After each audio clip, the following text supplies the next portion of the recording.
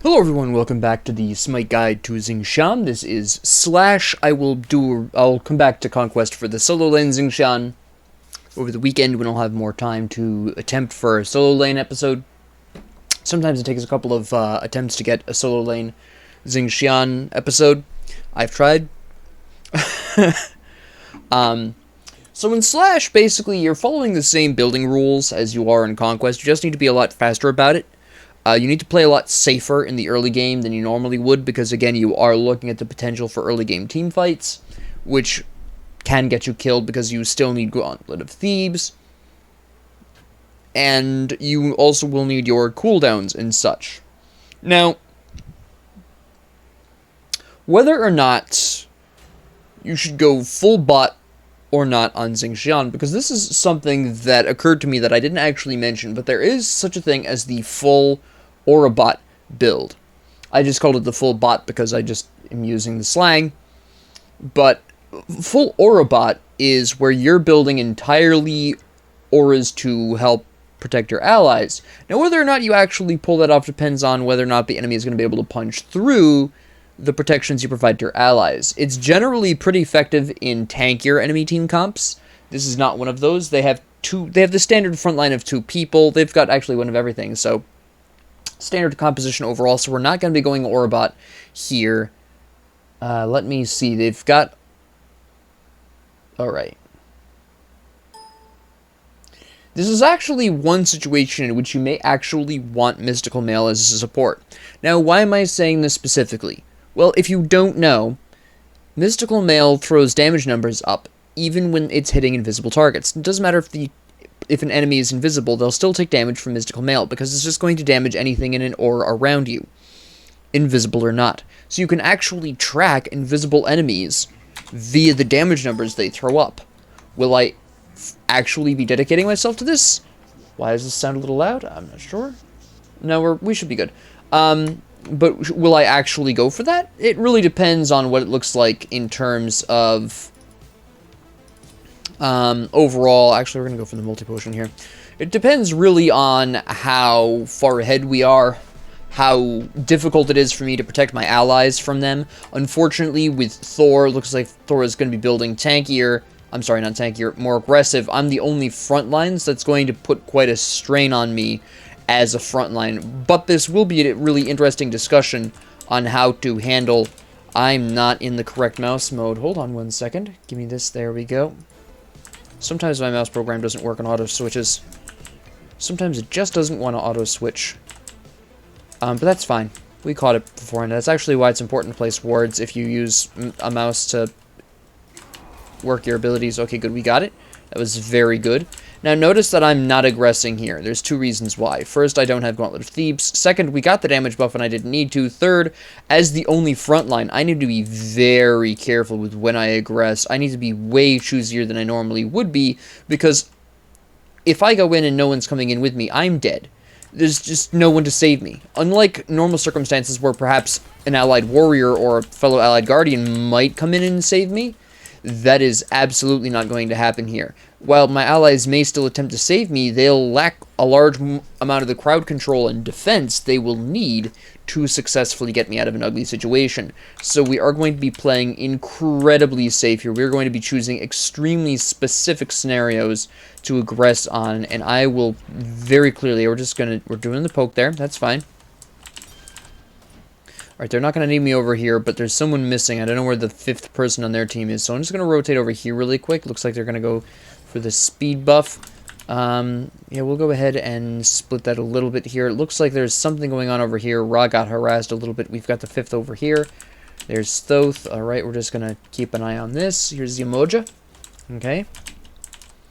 Who is their 5th? Loki? Loki. Okay. Now...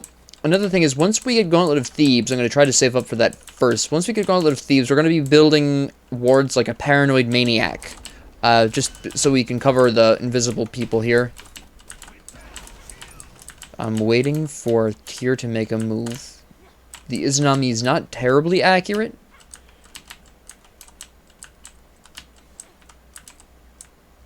I mean, she's attacking from slightly too far away, but even if she hadn't been...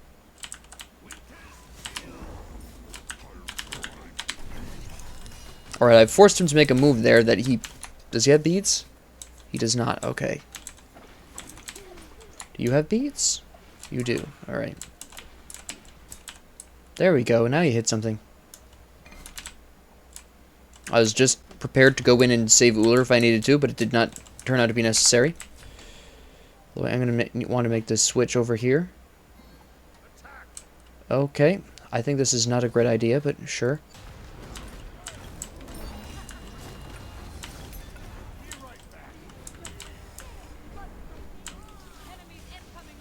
And I'm dead. Yeah.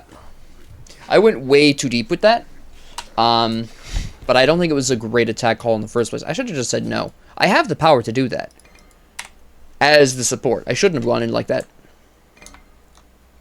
Now, granted, Thor being the assassin is indeed one of the typical shot callers on a team. That's not the problem. The problem is I think it was just a bad call, and I did not say no. And I could have. I should have. They got first blood for free. Not a huge deal. We can recover. I mean, I was the only one that died there. But it was such a meaningless death.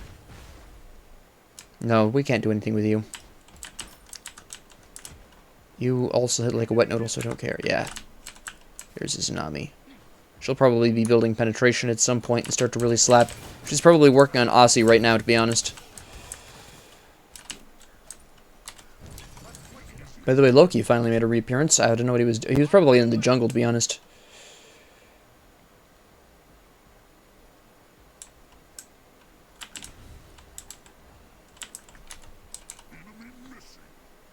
No, I shouldn't be there.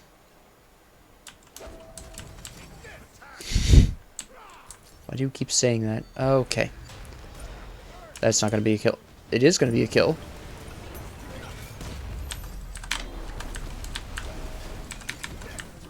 Good enough.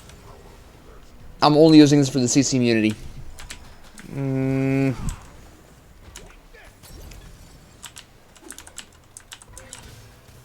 This is where I die. Yeah. I'm surprised I survived. I'm not surprised Nuwa died. I thought the tier was aiming for me. He was not. He was looking for the Nuwa specifically because she does not have an escape. That is why. Let me see. We are actually going to rush Pridwin. Now, I don't normally recommend rushing Pridwin, but the reason why here is because I am going to want both protections pretty quick. Emoji actually hits pretty hard in the early game. Later on in the game, that's not going to be quite as important, but it is something we're going to want now. We're going to want Breastplate of Valor next. Mostly to get that 40% cooldown. Now, why am I rushing to 40% cooldown so quickly? Why is this so important? Well, again, this goes mostly back to the fact that I am the only frontline we've got here, which means I am shouldering 100% of the frontlining responsibility of this team. I need my abilities up as often as stinking possible. I should have bought wards. I forgot to buy wards. We have decent... pardon me. We have decent ward coverage right now. Okay, we got some good poke on her for free.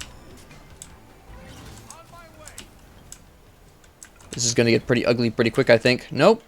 I've convinced him to back off. Too bad, too, because I just got my ult back. No, that's not a good idea. I was going to jump in with that fog, but that's just a terrible idea.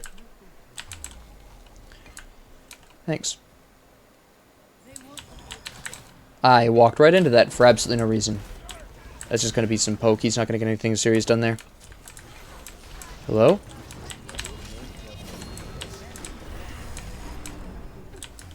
Did they all beat me? Yeah, I think they did.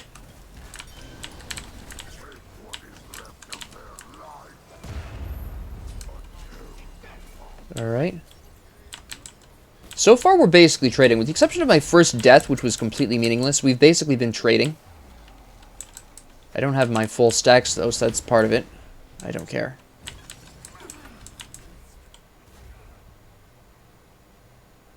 The fact we have left tower, though, is a pretty huge boost. Yeah, back off, Loki. Hello. What are you really going to do about it? Okay, we've got her med. That's actually pretty big. I like that a lot. Yeah, he's going to just focus her out. See, and this is exactly what I was talking about. I was up here with Uller. I tried coming around back, but I couldn't make it in time. And this is going to be a consistent problem throughout the match. I can do it alone in the late game when it's team fights and the enemy is all grouped up and I know where all the enemies... Well, theoretically, I know where all the enemies are. An actual practical function, probably not. Because the Loki and the Izanami are going to make it very difficult to keep track of them. I'm trying to force her back up. Okay, that's his beads at the very least. We're going to just leave. This is the world's most aggressive Uller. Okay, I can't say that I've actually seen more aggressive Ullers. My cousin plays an obscenely aggressive Uller. Why are they? This Nua's way too aggressive considering how many invisible people they have access to. I want the stacks. Yes. Perfect. Ra's still pushing his luck over here, so we're going back over here, I guess.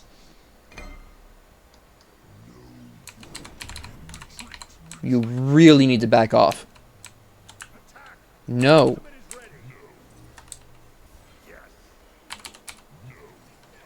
This is a bad idea.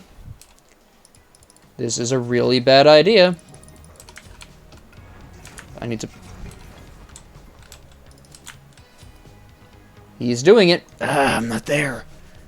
Did you not hear me? He's still building full damage.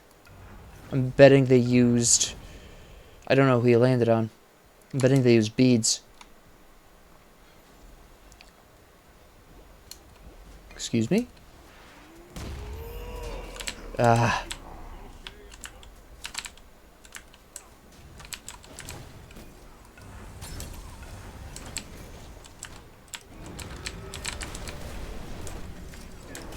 Well, she used her beads, so that's fine. I got Yamuda's ult for some reason. I'm not sure why she bothered using it there. That was a bit weird.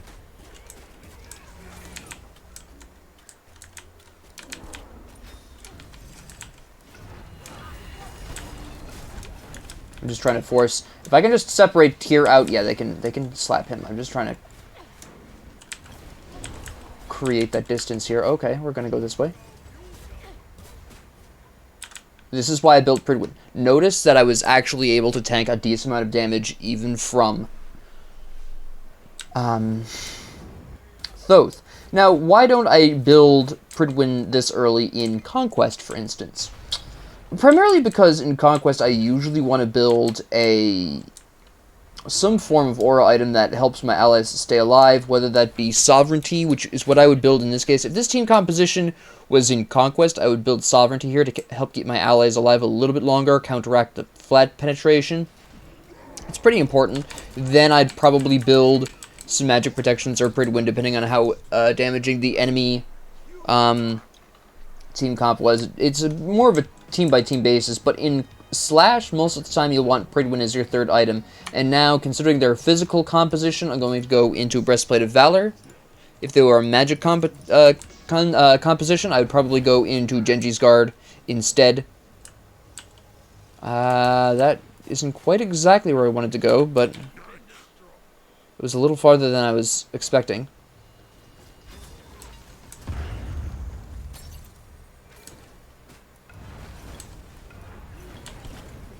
That's a bold move. I'm not sure why he did that. Huh, alright. Just wall off the tier. Seriously. That was a bit laggy. That was not my intention. Nope.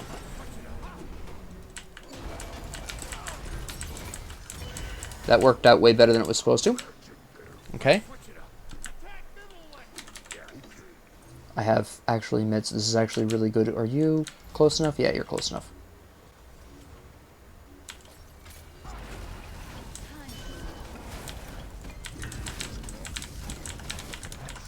Good plan, good plan. Take it, there we go.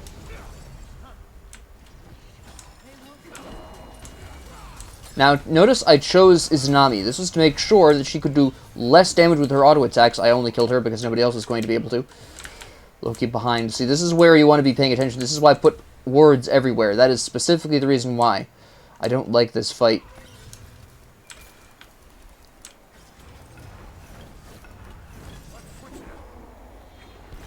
Stun him, stun him. Oh, you missed. You needed to hit that. I could have... Never mind. You did not need to hit that. I stand corrected. Alright. I don't know what's going on over here, but we're going to go find out.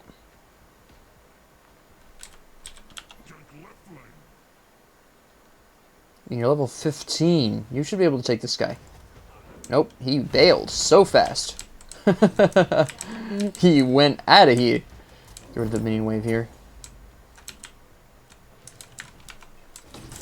Alright. No, back off, Izanami.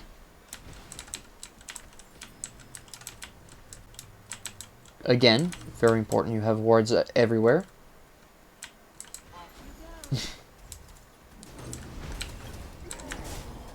Just want to make sure Thor didn't get slapped by Tyr over here. Okay, well, that's both of our ults, so I guess it's a fair enough trade. Ah, there we go. I know what you're thinking, and I'm not going to let it happen. Okay. Ah, he barely made out of that. There's Thor up there. For some reason, he's back there. Alright. Once again, I did not mean to steal that kill, but I don't think anyone else is going to get it, so... Fair enough.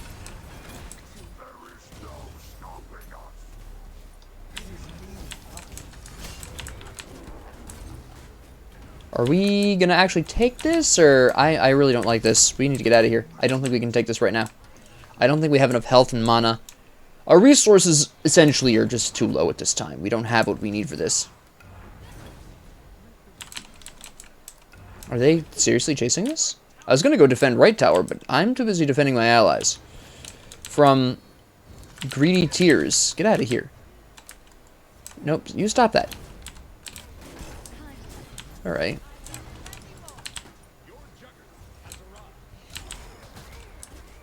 I mean, you tried. She still can't hit me.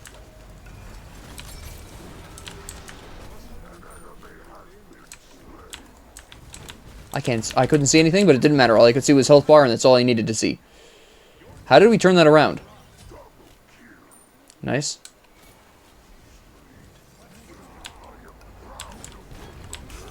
No, that's fine. I missed that completely, but it's okay.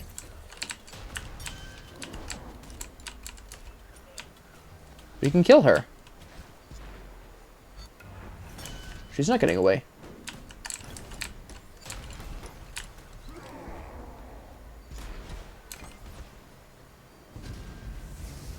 We're seriously going to ult her with 2 ults? Is that what we're doing here? That was almost good.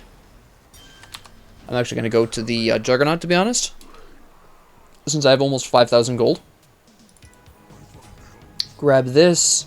I'm going to grab some anti-heal, because they do have enough self-healing there. And I think my next move is going to be Sovereignty, just to protect against the 2 invisible people very specifically. I have a couple of other options I could have done. Loki is using abilities, I think. I'll have to double check that. Loki is, yeah, using abilities. So I'm not going to want to build... No, we're not going to press this right now. I'm just going to pop in here and heal everyone up really quick. This is fine. Can we get rid of these minions, please? Okay. That was definitely exciting.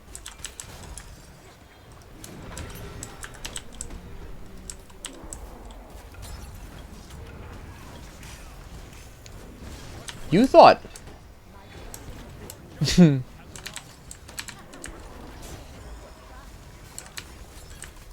not going to kill me so easily. None of you have penetration, I'm pretty sure. Loki does. Izanami has a little bit of pen. Oh no, that doesn't have pen anymore. I keep forgetting that. She's got some on Wind Demon, and that's it. Yeah, they're not going to be able to hurt me, really. We're actually going to take this opportunity to boost my physical protection slightly more using the Steel Mail. I might actually go for Mystical Mail, though. Actually, all things considered, it might be a little bit better. I'll have to see. Either Sovereignty or Mystical Mail. I'm just not sure which one I want to commit to. Now, notice how quickly my ult is already almost back up. Right? It's pretty huge, that cooldown reduction difference. Good play, good play. That was actually pretty genius overall. Not enough, because literally none of your allies are building anything remotely approaching penetration, except for Loki, who isn't going to be focusing me in the first place, because that's not his job.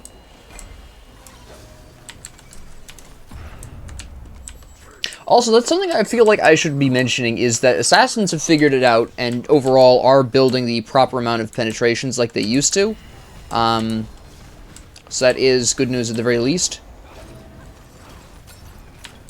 Can we harass you to death here? No.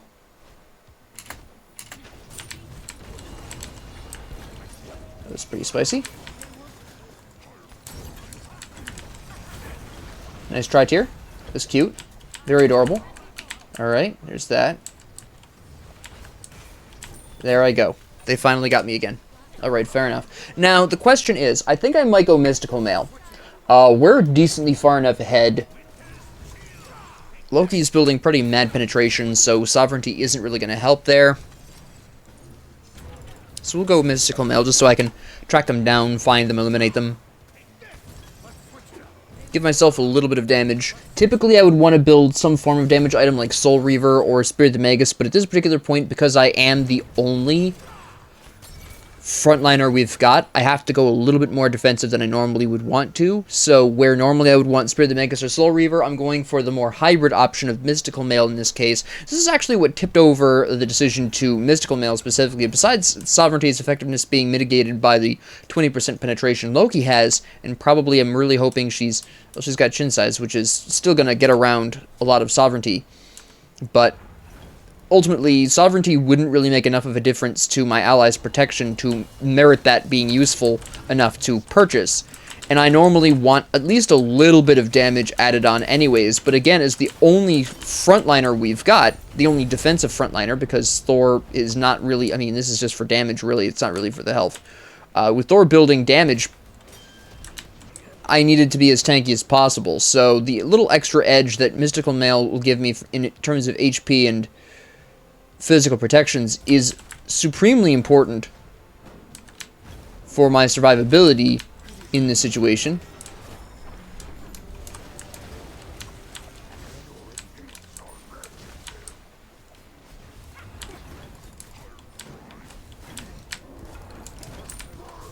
Mystical Mail. Right? I'm not sure why Thor is bothering to split push. This confuses me very slightly. You get out of here. I don't know what you're on, but you need to stop it. Why are we splitting up and going after diverse objectives? Let's just kill the Titan, for Pete's sakes. Kill him. Somebody kill him, please. Kill them. Somebody. Thank you. Okay, it is going after me. I was going to be like, why is it going after Uller? It's not. It's actually going after me, which is the way it should be.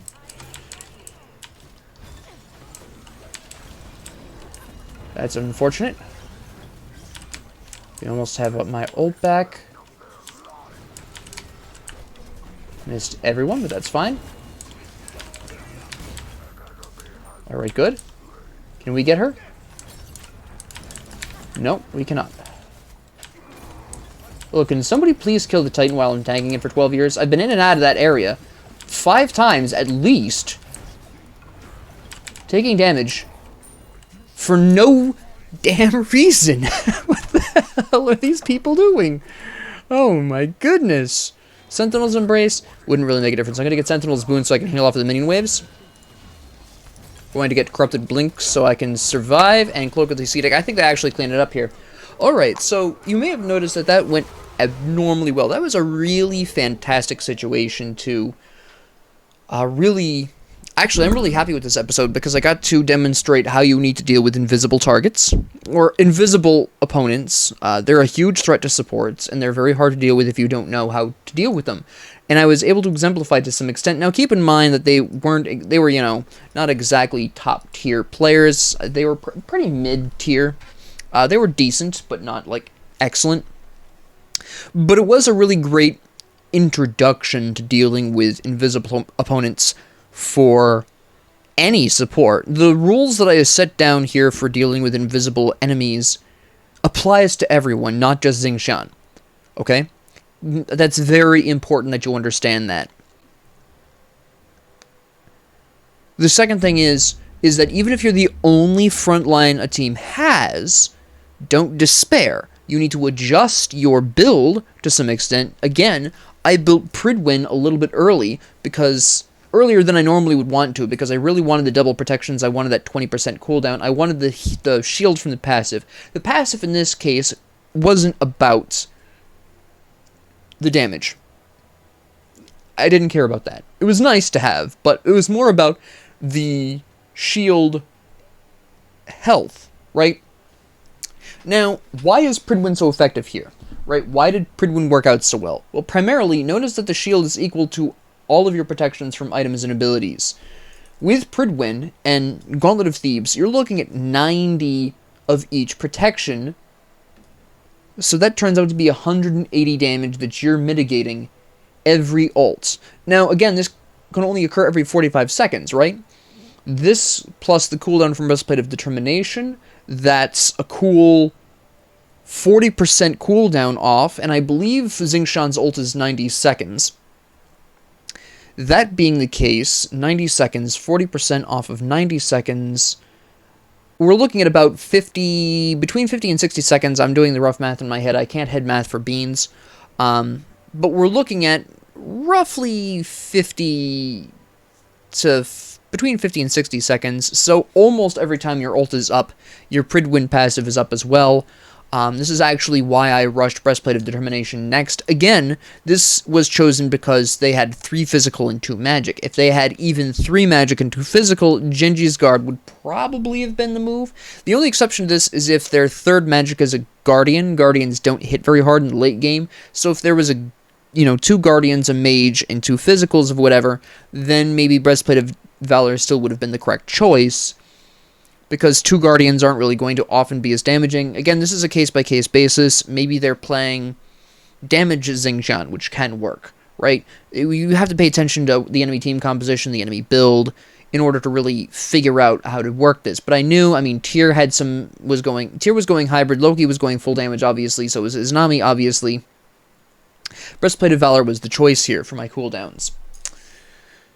Pestilence, this was for Yamoja, this was for Tyr, this was for Izanami, who was building rather substantial amounts of lifesteal. She had the potential to really go gung-ho with the Evolved Death's Toll if she chose to. She had Aussie, she had Atalanta's Bow, she had crits. Now, I was more concerned about the potential for the crits to increase her healing, but regardless, Pestilence was definitely the move here. I had my 40% cooldown reduction, I needed magic protection, and I needed anti-heal, so Pestilence was the clear choice here, very predictable. Again, Mystical Mail, just to reiterate, I built this because I was the only frontline. Normally I would build something more damaging, Spear of the Magus or Soul Reaver, but because I was the only defensive frontline, I needed to be tankier, and Mystical Mail was the solution of giving me the tankiness I needed while still maintaining a small damage presence on the team. And again, the only reason I chose Sentinel's Boon over Sentinel's Embrace is because as the only defensive frontline, I was tanking a majority of the damage. I really needed the healing that this was going to provide. It was going to really help me stay alive. It was pretty important. It doesn't seem like this would come in handy an awful lot, but you'd be surprised how often this actually comes up in most team fights outside of Conquest. Conquest is a little bit more difficult to get Sentinel's Boon to work. There's much larger areas that don't have minions, that have no access to minions, or generally minions don't die in the process of the fight, but in Slash, that's a completely different story. You've got the jungle there that you're in, and there's camps all over the jungle. Really, the only place that Sentinel's Boon cannot provide you with some measure of healing is in the very central area of each jungle, in that dead zone of no enemies, no camps, and the Titan, under the Titan. Those are basically the only 2 places this doesn't matter. And even then, notice that it's got an assist when an enemy dies. that includes enemy gods. So as long as you're getting the assists, you're getting 4% of your health and mana, keep on going, roll that into more health, please. And again, we had meditation for when things got particularly ugly, but this was a very clear, concise, I knew almost exactly what I needed to do right from the get-go, right from the get-go, almost as soon as I saw their team composition. I did waver on the last item. I did think briefly about building sovereignty, but quite frankly, once again, with Loki's penetration being where it was at, that wasn't going to make as much of the difference that I needed it to make. It would have been pretty effective against Izanami, but there are better items for that. Anyways, and it would have been okay against Tyr, but Tyr wasn't building super aggressive. He was building hybrid. So Mystical Mail was definitely the choice there. Now, speaking of items, Yamoja made a very interesting error. Yeah,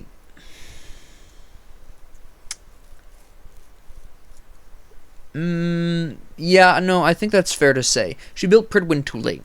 I was gonna say she built Genji's Guard too early. She did, but that was more because she didn't build Pridwin early on. Now, why did she build Genji's Guard over Pridwin, right? Primarily because she saw the two mages and got afraid, right? Nuwa is a very scary mage to go up against, specifically as a support, because her minions, when they do that little dash attack there, that reduces your magic protections. That's scary for a support. At least early to mid game, because that is a flat decrease. I think it caps at 45 per minions. That's 3 minions. You're looking at, oh heavens to Betsy, you're looking at 135 protections theoretically down. If I'm remembering the numbers correctly, don't quote me on that. I'll double check after I'm done talking about the match.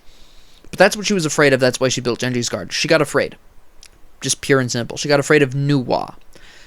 The problem with this is Nuwa is very easy to lock down, as happened in this match. You'll notice she was the only one to do... She got a lot of assists, but that's mostly through her ult. She didn't do particularly well. She was the only member of the team who didn't do particularly well. The Thor died a little bit more than he got kills, but he has a decent amount of assists. His ult was incredibly useful. I think he just made a couple of bad calls. That initial one where I died is the most notable one, but there were a couple of other interesting calls that he made in the meantime, like when he ulted in when I wasn't there. That was an eyebrow raise, but the Thor overall was pretty good with just some questionable shot calling. That's the only reason why he died 3 times and got only 2 kills. It was just mistakes in terms of strategizing. That'll come with experience as he plays more and he figures out. More of it's a matter of recognizing the situation and the best options there, and that, again, just comes with time. He was pretty good overall. Not saying Thor is new, it's just that shot calling takes some practice. Especially with Slash being a new mode, and it's a little bit difficult. Even I'm having some problems making the correct calls in Slash on when to go in, when not to go in.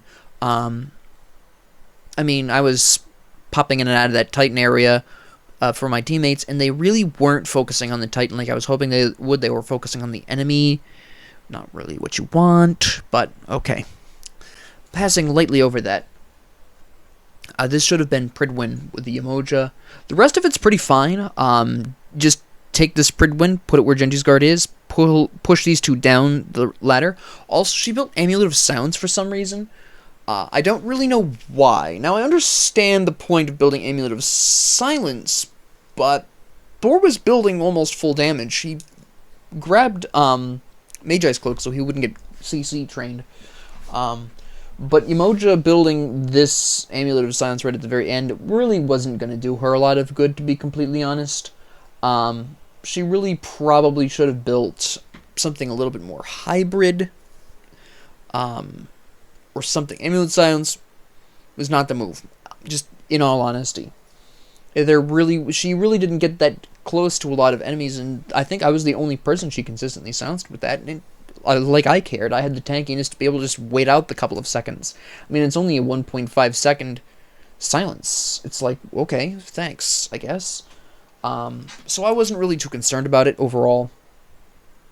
but the Amulet of Silence was a mistake. The rest of her build is just out of order, really, past Gauntlet of Thebes.